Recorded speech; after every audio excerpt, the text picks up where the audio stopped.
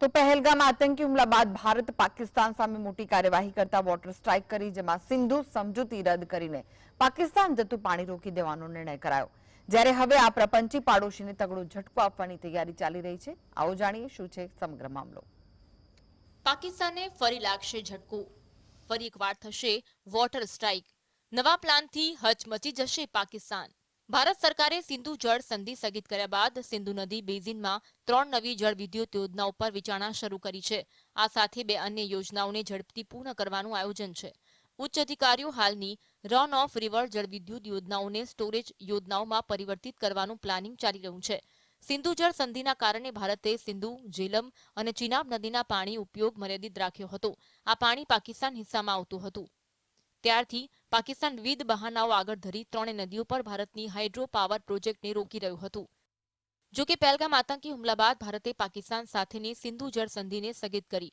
જળશક્તિ મંત્રાલયે કેબિનેટને સોંપવા માટે વિગતવાર યોજના અહેવાલ તૈયાર કર્યો। 1984 થી અટકેલી યોજનાઓ ફરી શરૂ કરવાનું આયોજન હાથ ધરવામાં આવ્યું। પાકિસ્તાનના વિરોધના કારણે સિંધુ બેઝિનમાં ઘણી યોજનાઓ 1984 થી અટકી ગઈ છે। સાવલકોટ જળ વિદ્યુત યોજનાની કલ્પના 1984માં કરવામાં આવી હતી, પરંતુ પાકિસ્તાનના વિરોધને કારણે તેને બંધ કરવી પડી હતી। કીર્થઈ 2 પ્રોજેક્ટની વિચારણા પર 1984માં થઈ હતી, જ્યારે કીર્થઈ 1 હજુ નિર્માણ પૂર્વના તબક્કામાં છે।